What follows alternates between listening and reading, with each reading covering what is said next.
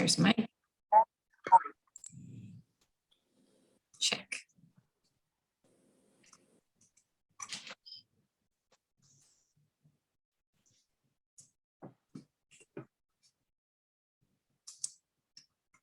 Looks like we got lots of folks joining. We're going to give it a couple of minutes, let everybody get on the call.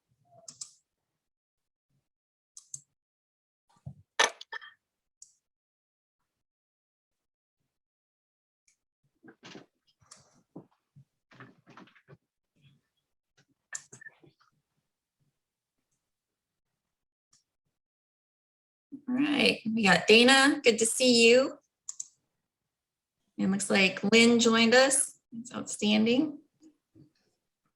And Janie, good to see you. Thanks for joining us. There's Lynn.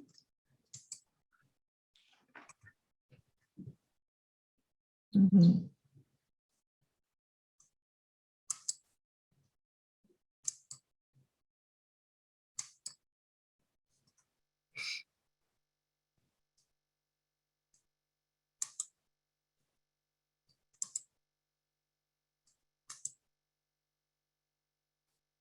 All right, we're going to give it one more minute here.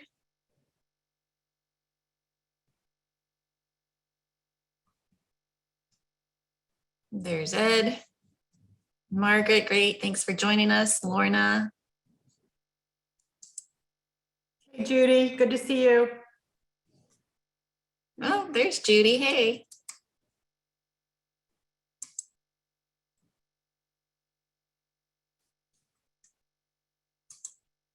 Great day to be celebrating women. Who's your favorite woman? Oh, good question. Yeah, something to think about. Yeah, it is. Or say thank you to. There you go. I have a couple of women I think I need to appreciate today.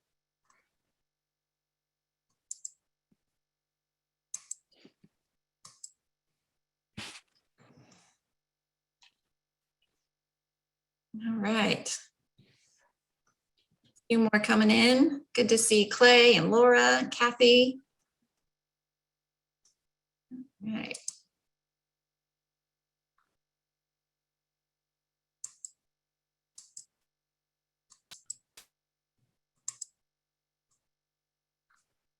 All right, well, it is 12:03. Let's see, I will go ahead and get started. There's Catalina joining us. I'll give it one more second, a couple more people coming in here.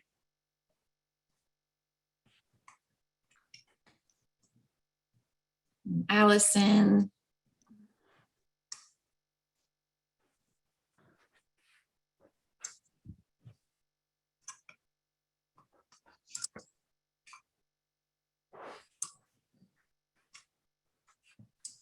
All right, well, we are going to go ahead and get started.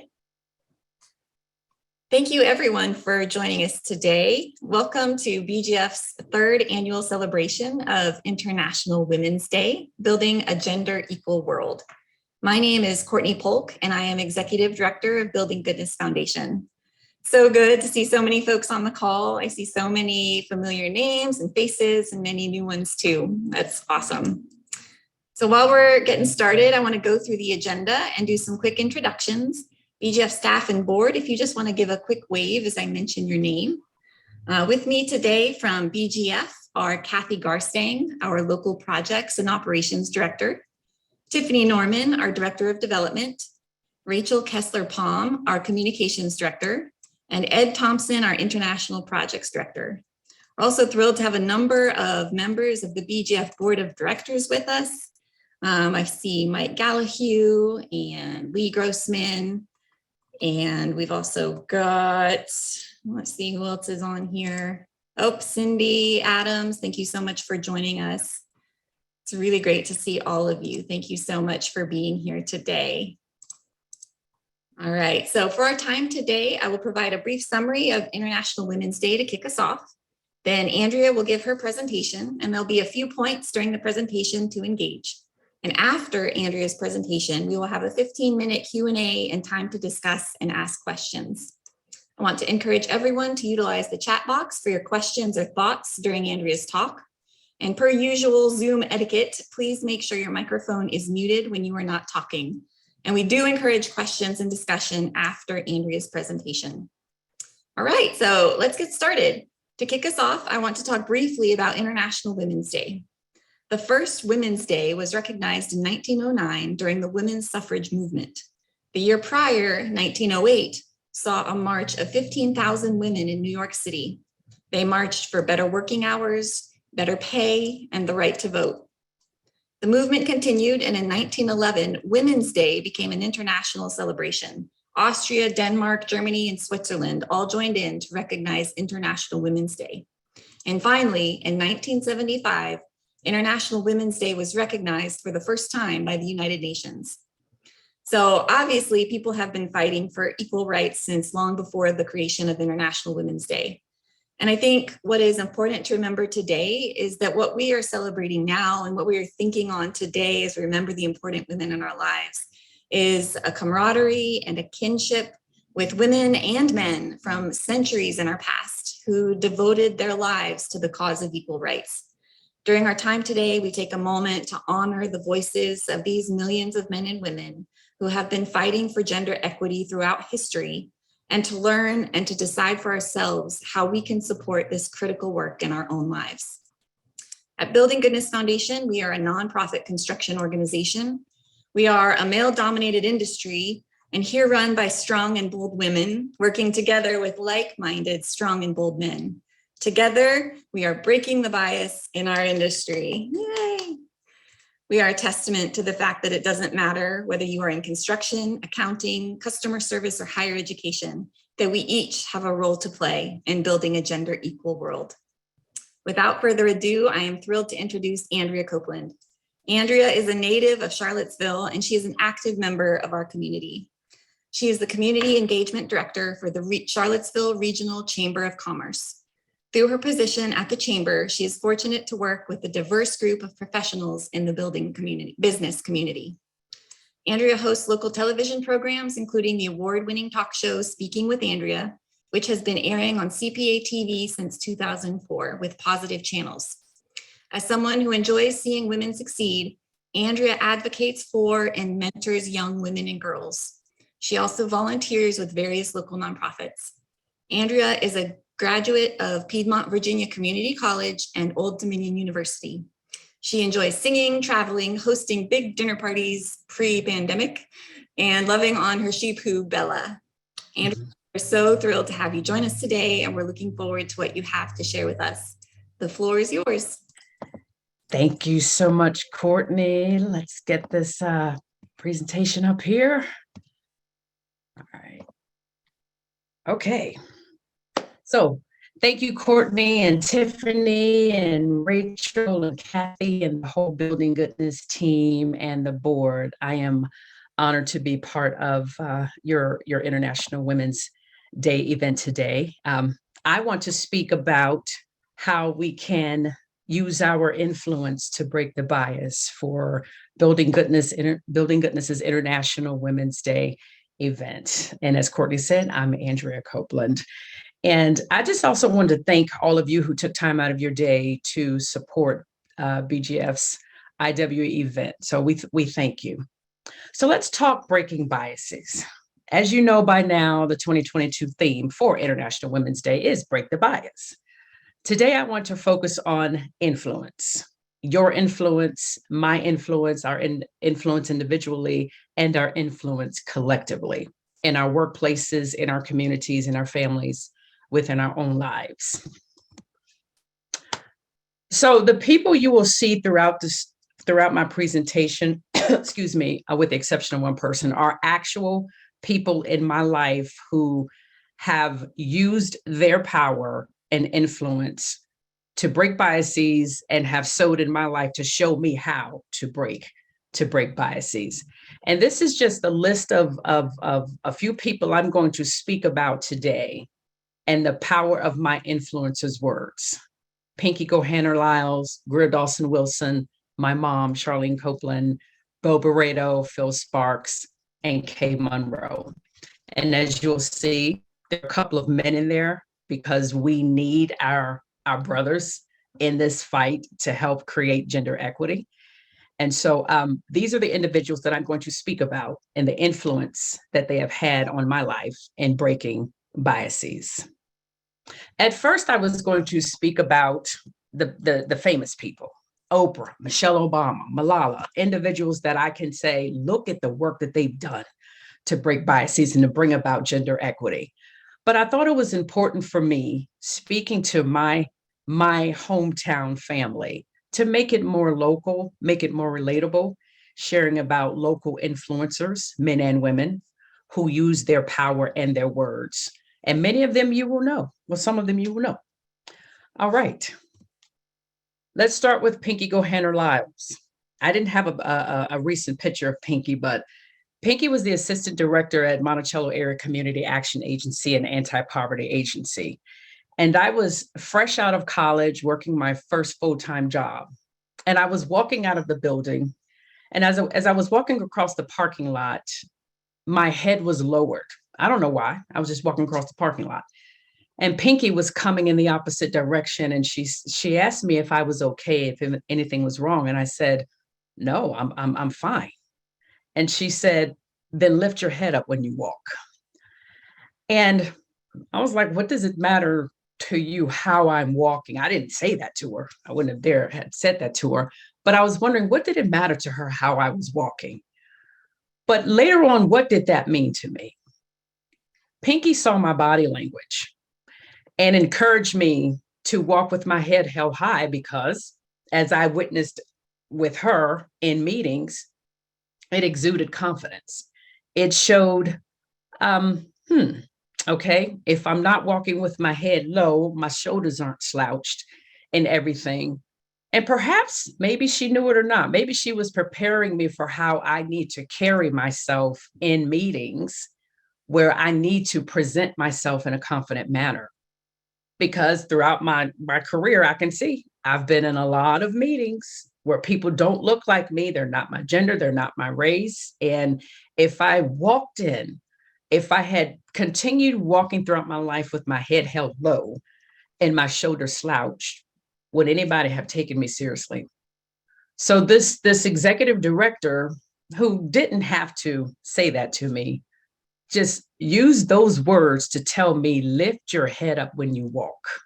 And so I try to make a point today when I see particularly young folks, if they're walking slouched, if they're walking with their head down, I'll ask the same thing Pinky asked me. Are you okay? Is everything okay? And if they say, yeah, it's fine, then I'll say, then lift your head up when you walk. Because we as women, we carry ourselves shoulders broad, shoulders back, head up. That exudes confidence. That it's that body language. And I've never forgot that, 1997.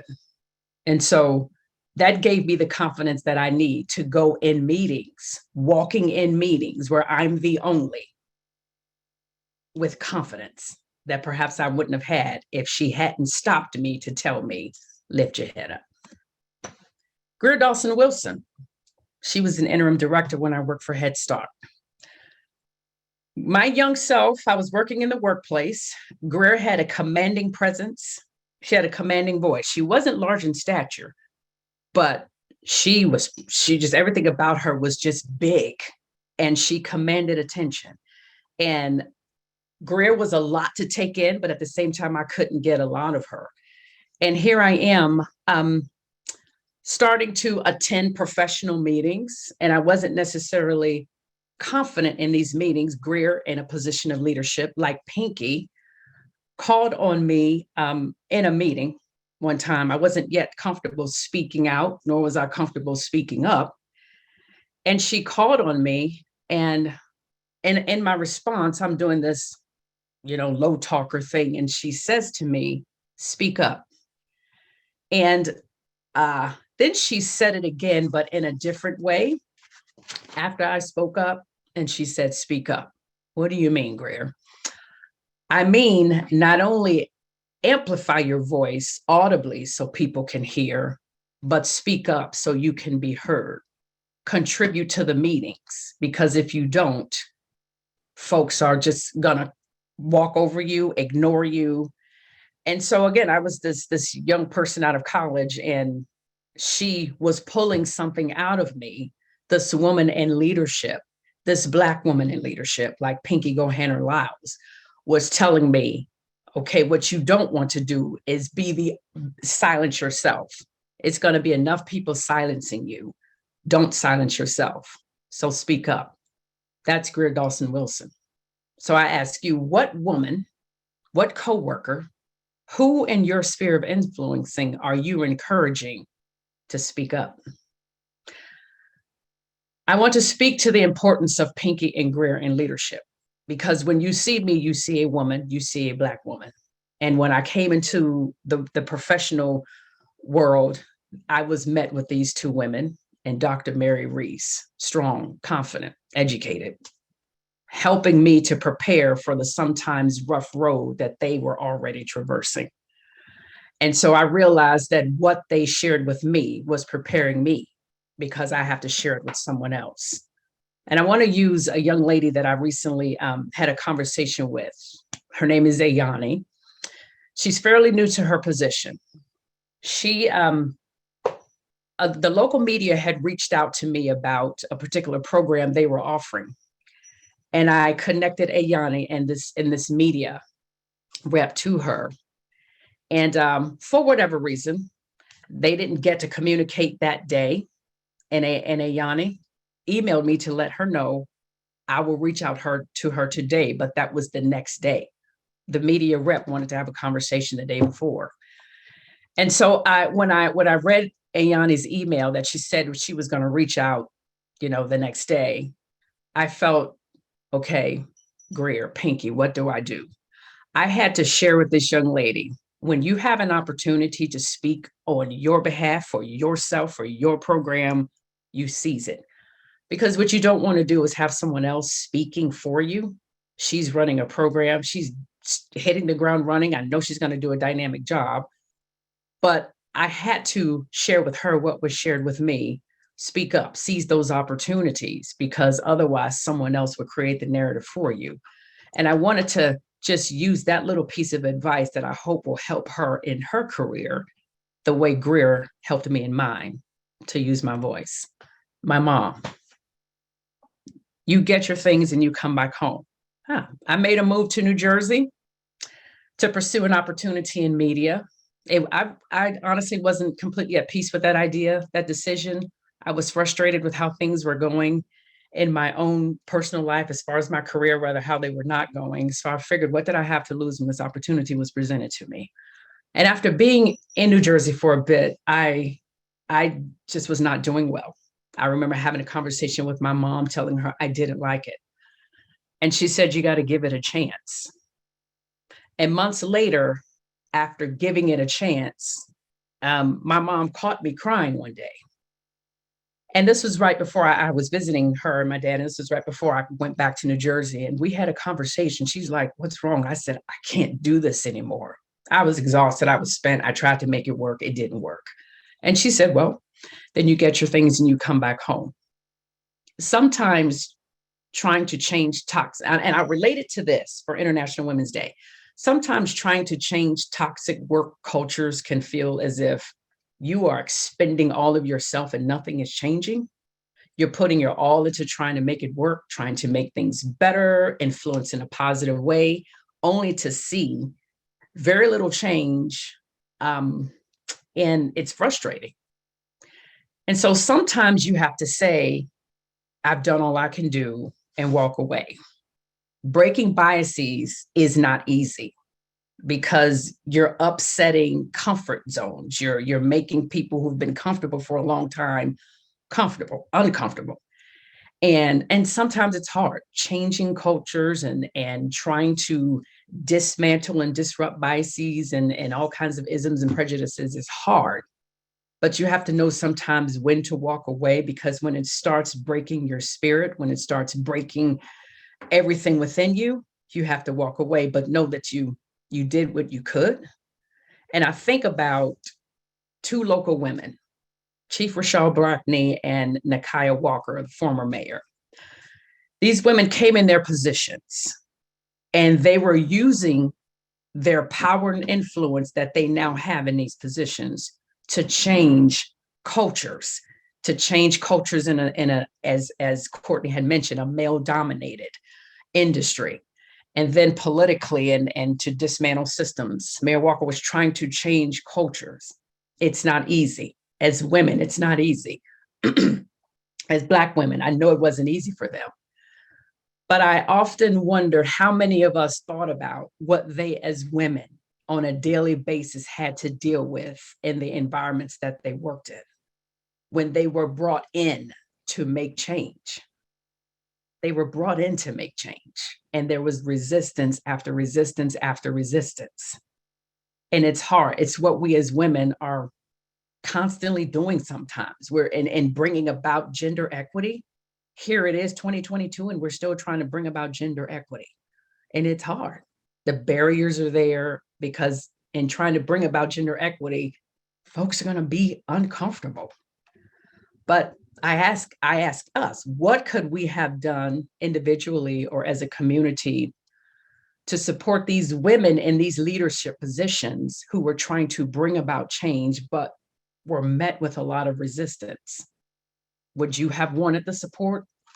Sure, we would have wanted that support because we need that support because the fight is hard. But sometimes you have to walk away. Sometimes you just have to get your things and leave and go. But know that you've done all you can do. That, and hopefully someone else will come behind you and pick up with where you left off to change the culture, to create a more gender equity world in a police department that's predominantly male in our government and in the political sphere. That's my mom. I never forgot that. Sometimes you just have to walk away from things and go home. This is my spiritual father. I call him Bo Barreto. He said, do the right thing. Okay. He's a spiritual mentor with the booming voice. He counseled me. He was counseling me on a matter. And as I was talking, his response was just that simple. Do the right thing. I've carried this throughout my life. I hear his voice in a lot of the things that I do and the decisions that I make. And sometimes those decisions and breaking biases are uncomfortable, especially when you're trying to advocate for yourself, when we're trying to advocate for a group of people. Sometimes we feel like, look, I realize in advocating for myself as a woman, I'm advocating for women because the Pinkies and the Greers and my mom and advocating for me in the role in the way that they did was advocating for a lot of women because I, like you, are impacting other women, are influencing other women. So when Bo said, do the right thing sometimes means putting yourself in an uncomfortable position and others in an uncomfortable position to right a wrong, to better a situation, to even help people you don't want to help, who don't seem to want the help. Doing the right thing means we have to actively break biases. Because biases, these isms and discriminations and systems were put in place to intentionally keep us out, keep us down. So that means we have to be intentional about doing things to bring about a more gender equity society. And that means doing the right thing, which may make some folks, including yourself, uncomfortable. Break the bias. Phil Sparks. He says, if I have to pay for it out of my own pocket, you're going. What was he talking about? Well, Phil was the interim president. Our chamber was in transition. And, Phil came on to, as he said, keep the train on the tracks. And so, if I'm a note here, he said, I'm here to keep the train on the tracks. And what I was concerned about during that transition was I had just finished up a leadership program with our State Chamber of Commerce executives, and I was ready to start my U.S. Chamber IOM certification. This major transition happened, and our chamber, and it's public, so I'm not sharing anything that was private. We were in a challenging spot, and challenging even financially. And so Phil came on, and I thought, you know, we this is me talking here. We probably don't have the money. I'm talking myself out of continuing what I wanted to do to advance my career within the chamber world and getting that professional development. And sometimes we as women do that, talk ourselves out of it. And sometimes people are just, okay, well, just let her not succeed. But when I shared with Phil what was going on, Phil said to me, this chamber has paid for other people to attend, including males. You go apply for that program. Don't you worry about the money. If I have to pay for it out of my own pocket, you're going. Those were powerful words for me, because at that moment, I then realized I had an ally in Phil. Phil was the interim chamber director. He didn't have to care about my professional development. He could have just only been concerned with keeping the train on the tracks, as he said. He didn't have to invest in me as an employee. He was breaking a bias and didn't realize it, because here's this man coming out of corporate America where they have a plethora of money, and he's there to just, we're going to keep the doors open, keep the trains on the track. Andrea, you just do your job. But no, what he saw in the beginning was potential. After being a few weeks there, he said he saw in me something, and he was going to support that for the time that he was there. That's how you use your power and influence, whether you're in a position for a little bit or short term or long term. Phil used his power and his influence to invest in me so that I could continue to advance my career. Phil's been long gone from the chamber. He left at the end of 2018, but he even left sharing with me some encouraging words. And I haven't forgotten that. And so how are you investing in someone who you can see they're on a strong track, maybe in your field? How can you use your power and influence to help that individual grow and perhaps get that woman in a position of power? So Phil was helping me get the professional development I need to grow in my career and one day be a chamber president where there aren't many that look like me at all. As far as I know, there are only 2 in the state of Virginia, and Danielle Fitzhugh, the former chamber vice president, is one of them, someone who mentored me in my career. But this is how you break biases. He was willing to take the money out of his own pocket to help me advance in my career. When you have the power to help someone, do it. People who at times and often have to battle discrimination, whether it's us as women, because we do. And if we as women battle discrimination, imagine what my brown self has to battle as a Black woman. So he was in a position of influence and power, and he made it happen. And I thank him and the Chamber Minority Business Council for investing in me so that I can continue my career. Lastly, Kay Monroe. She constantly asks, what's your legacy? Think about this. My mom and Dr. Greer are now both deceased, but here I am today, March 8th, 2022, for International Women's Day, speaking about the influence they had over my personal and professional life. That's legacy, because I know I'm not the only one they impacted this way. So I ask you, what's your legacy? What will you be known for? If you have a comfortable life, great. How are you making someone else's challenging life better? How are you tapping into the life of another woman to say, I have influence and resources that I can help her? And then just sit down and have a conversation with that individual and say, what are your goals and how can I help you achieve them? Because think about it, all of us are here because someone paved the way for us. Some of us had easier lives than others. But I recognize that people like Greer and Pinky and my mom didn't necessarily have it easy in their careers. They were women coming through the 60s and the 70s and the 80s. But they left a legacy, a powerful legacy. Who are you sponsoring? What women are you sponsoring? And I pose this question to the men as well. What woman are you sponsoring to pull where you are? Courtney mentioned Building Goodness is an organization mostly run by women in a male-dominated industry. That's pretty powerful. When I was first introduced to Building Goodness, it was mostly men I was having conversations with. In fact, I was honored to do a show with them back in, maybe 07, 08 for my Inside Nonprofit show. And all my guests were male. And here we are today. At least four of them are women. That says a lot. Someone opened the door for them to be where they are. And so how are you doing that? What are you doing to fight or create a space for gender equity? Again, that's a question for both men and women. All of these are small steps we can take to break biases and create gender equity.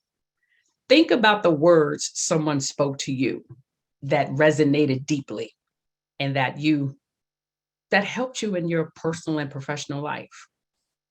Have you in turn advocated for another woman, a young professional? Have you advocated for, and they don't have to be young. I'll be 50 in June and I still need advocates. I'm advocating for myself. We have some wonderful chamber members who advocate for me. I have people in the community who advocate for me. I still need advocates because I don't know it all. I'm always learning. Who are you sponsoring? Who are you mentoring? Are you willing to challenge, shake up, disrupt, and dismantle racist, sexist, and sexist systems and toxic environments? It will be tiring. It will be exhausting. But there are young ladies behind us who are who are just coming along. And you know what? They're doing a dynamic job on their own, but we still have to do our part because we're hoping by the time they get where they are, that things will be a little more equitable, hopefully a lot more equitable, hopefully. Remember, always do the right thing. If that means when you see an injustice, when you see a young woman not given the fair opportunities, when you see that you have the power and the influence to make a difference in someone's life, a young woman's life, a coworker's life, a young girl's life, do it. Also, when you see things that are just not right, when you hear things that are just not right on the job, in the workplace, the right thing is to call it out.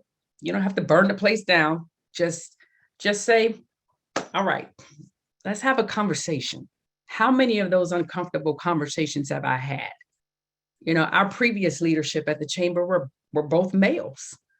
And I can honestly say that I eventually was able to have a good, strong relationship with both of them because I made a point. I made a point that we're going to get to know one another. So they can know more about me and I can know more about them. And that they would know, okay, if you know something isn't right, I'm going to say something. You got to thank Pinky and Greer and my mom and Bo. You got to thank them for that. Those are the seeds that were sown in me. Check in regularly with one another. Ladies, we need each other. We really do. We really do. So check in with one another. I'm fortunate to work with Kay a lot. And so she checks in with me a lot. How you doing? That's what she says in her New York accent. How you doing? How you doing, sugar? That's what she says. So let's check in with one another. And again, to our male allies, we need you.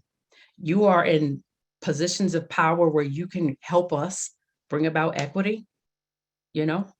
If the rooms are too full of men, think about how you can pull in more women. If too many men are talking and not allowing space for women's voice to be heard, how can you be an ally and help amplify a woman's voice in the meeting? So let's chat, and then we'll wrap up. In the chat box, just who influenced you to break the bias? Give a shout out to an individual that you know has influenced you to break the bias. Who do you want to share? Please use the chat box to say, these are just 6 people. I have so many more that I could have listed. And then who have you influenced to break the bias? And then what ways can we use our influence to break the bias? I shared some of those before. So, and these are some helpful resources that you can read and watch that help break biases and bring about gender equity. And and they're very, I've read them and reread them and watched them and rewatched them. And I got to say, I'm just fortunate of the mentors that I had and have in my life, because I realized that they were along the way breaking biases so that I could be where I am. And then I'm questioning myself, okay, how are you doing breaking biases and using your influence to help others amplify their voice and speak out when they need to, reminding them to do the right thing. And lastly, that's me. This is a picture of someone who's a work in progress. I haven't made it. I haven't reached the top. As I said a few slides ago, I am always learning, because I even have to check myself. What biases do I have? And because there are times, as I said before, sometimes you just get tired. You just get tired in this fight. Why are we still fighting for equity? Why are we still fighting for racial equity? Why are we still fighting for gender equity? It's 2022, it gets tiring, but the fight doesn't end. And so even when I get tired, that's when I have to check in with someone and say, help me, because I don't necessarily have the patience of Job. I'm more like a Peter. Sometimes you just want to slice and dice because you're just tired of it. But so I'm a work in progress. And that's where people like Kay Monroe, let me scroll back to this individual here, Barbara Smith at the top. She's been a mentor of mine since the 90s. And Vonda, my best friend. So they're the ones who helped me, my sister. I need them because I am a work in progress, as we all are. And I want to thank you and Building Goodness Foundation and the International Women's Day attendees for having me speak. I hope I was able to pour something into you that you can help in your lives. That's my chamber email. And for those of you that have questions that are not chamber related, but community related, that's my personal email. So thank you all so much. And I turn it back over to Courtney. Awesome. Thank you, Andrea. That was so good. Wonderful. Thank you so much.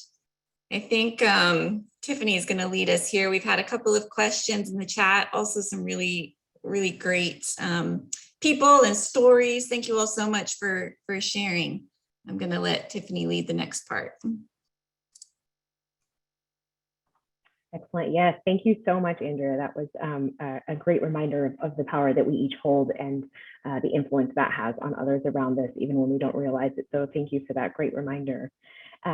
I want to read out a quick question that we had in the chat from Rebecca Kinney.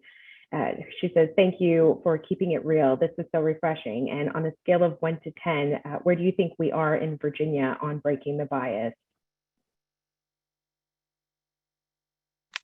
Let's see, Miss Kinney. All right.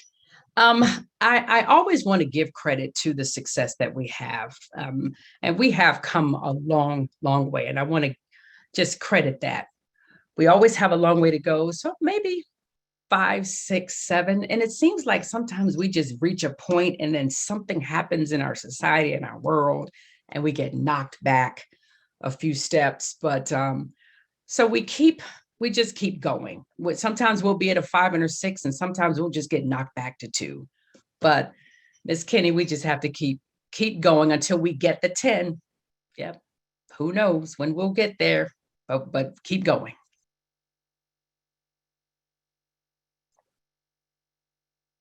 Excellent. We have one more in the chat from Rachel.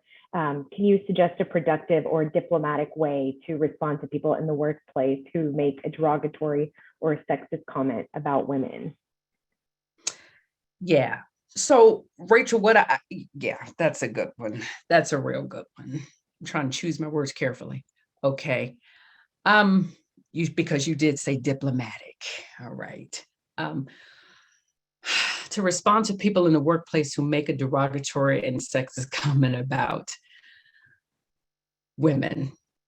I guess I got to a point in my life when I was hearing that a lot in a particular environment that I was in on a daily basis.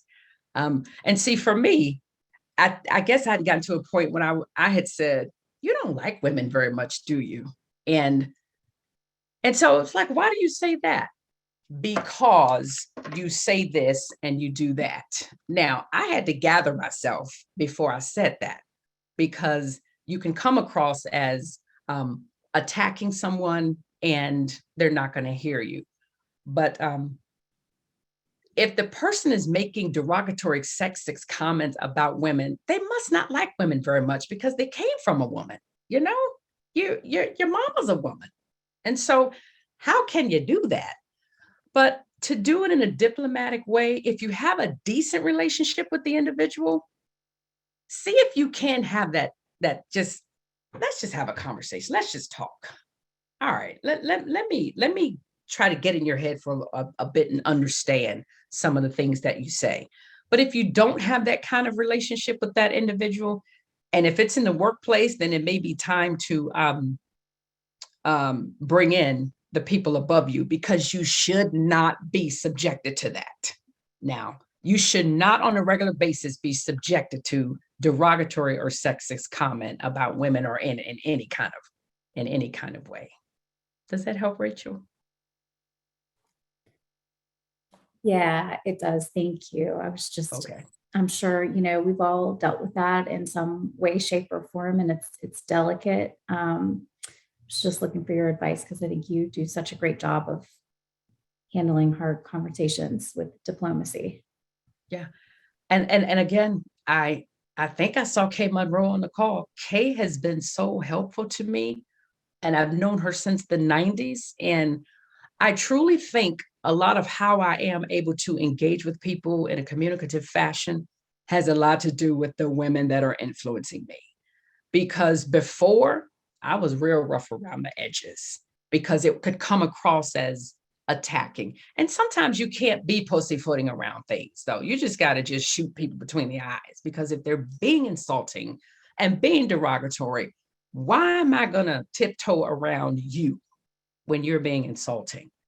And so that's what we have to show. We have to model to other people. Don't accept this. Don't. And this is how it's, people are watching. This is how you not accept this kind of behavior. You have to model it. Right.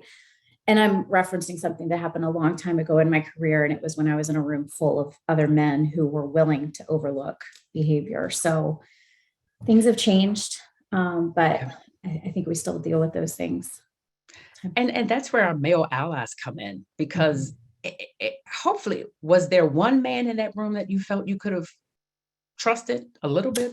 Yeah, possibly. But I was just young. I was inexperienced. I didn't know how to handle such a situation that was so shocking to me that it even happened in a workplace. So it was unfortunate. And I don't think I would handle it a lot differently now, knowing what I know now and being as confident as I am now. And many of us are right there with you, because I think about, you said you were young. Think about what some of our women, our mothers, our grandmothers went through when they were entering the workforce. Talk about burning a building down. I don't know that I would have made it, but so, I guess God knew I needed to be born from 1972 beyond, because he's like, I can't put this child out in the world just yet. But you hit the nail on the head. We were young then. But who said it? When you know better, you do better. And that's where it's so important to have those mentors and those sponsors and those good people modeling the behavior that, as someone said it here, Kay, teach people how to treat you. Yeah. I don't want to dominate, but I do have one more question. What has been your path to find these mentors? Did you find them or did they find you? How did that go? Well, Kay and Pinky and Greer and Dr. Mary Reese were working for MACA at the time in some capacity. And Pinky knew my dad from back in the day. They grew up together.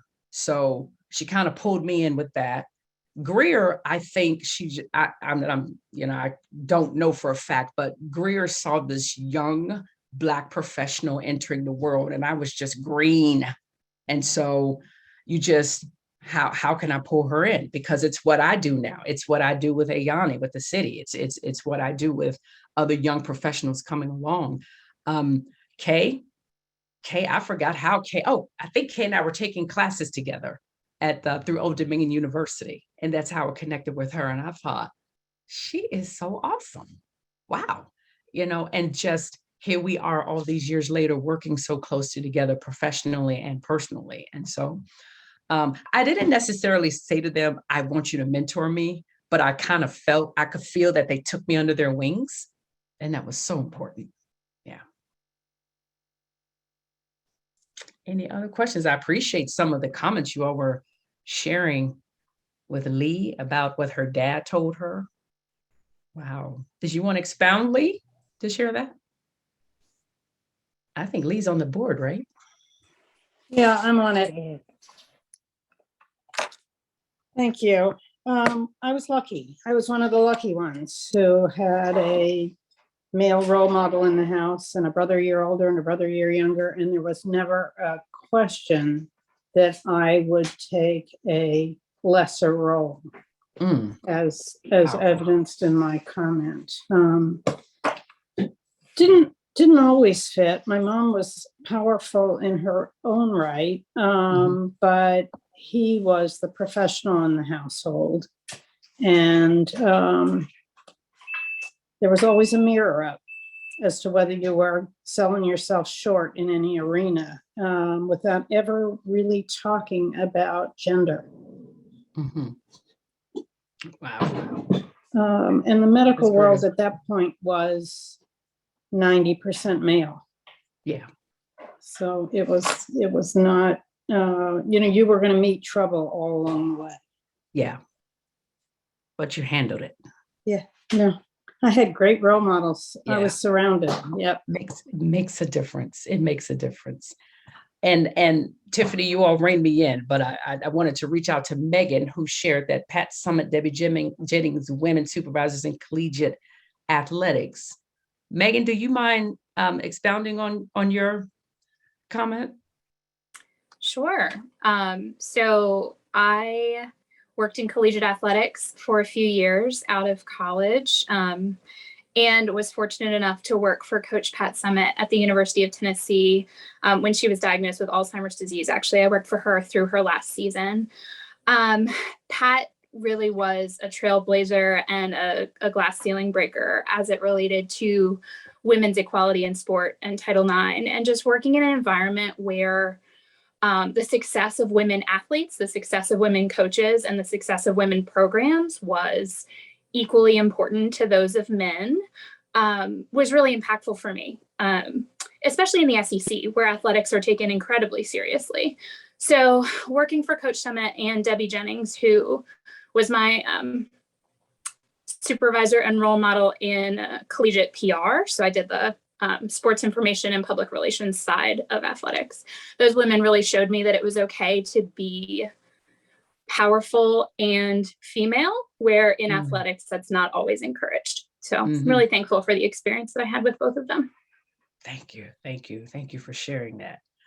And I'll reach out to one more before I turn it back over to Tiffany, because I really want to hear her speak more to this. Boomy, you said a former boss, a white male, was instrumental in helping you gain the confidence to speak up. Tell us more. Hi, Andrea. I mean, I worked for my boss, Kirk, for 10 years. I started there in my early 20s.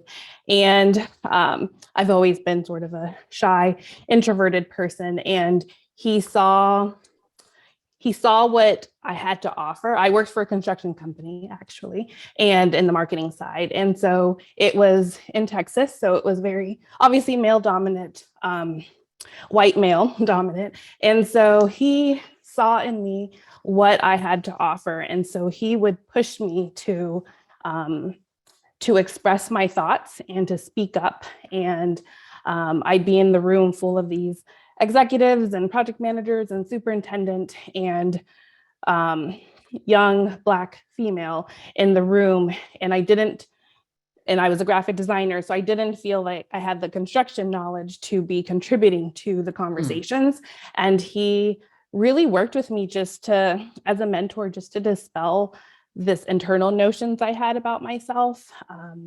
And just over the time, I mean, he would just constantly put me in scenarios where I needed to speak up and I needed to just sort of define my role more and to really give more of myself to the organization. And so it's, I left there a few years ago and it still sticks with me now as a business owner. Just everything that I learned in those 20s and 30s with him. And he's a white male but he saw a vision that was outside of the box that a lot of his fellow colleagues in the construction realm didn't always have. They were more in the box oftentimes. And so he was a very outside the box thinker. And so that sticks with me today. And that's how our brothers, I call them, can be allies with us. You said he put you in scenarios where you had to speak up. And that's pretty powerful. So thank you for sharing. It's kind of like in my situation with Phil, I had already counted myself out because I just knew I didn't have anybody that was going to advocate for me to continue my professional development. But this white male coming out of corporate America, working for this not-for-profit that doesn't have a lot of money, says we're going to find a way. And so it matters. It matters. So thank you for sharing about him. Do you keep in touch with him? That's good. That's good. I do. That's good. Well, thank you all so much for sharing. I want to be mindful of your time and just thank you for letting me share about the people who have influenced me and who are helping me with their words and their influence to influence others and breaking all kinds of biases and tearing down all kinds of not just disrupting and dismantling, but destroying destructive systems. So thank you all. I appreciate it. Awesome. Thank you so much, Andrea. And thank you, everybody who had joined us today. Thank you for participating. Thank you for sharing your really inspiring stories. This has just been a really, really great time. So I hope you all have found it meaningful and inspirational. I know I have a list of things I need to go do. And I got to start being okay with uncomfortable. So thank you, Andrea, for helping us remember the people in our lives and for the challenge to take that and to go share that with the world. I'm really grateful. Here on this slide, you've got our contact information. Please do visit our website, buildinggoodness.org is on here to learn more about BGF. You can see my email address is here, Tiffany's email address. We're on Facebook, Instagram, and all the things. We'd love to be in touch. So thank you all so much again for joining us today. Happy International Women's Day. Let's go take the charge and continue to make a difference out there. Have a great day, everyone. Thank you. Bye.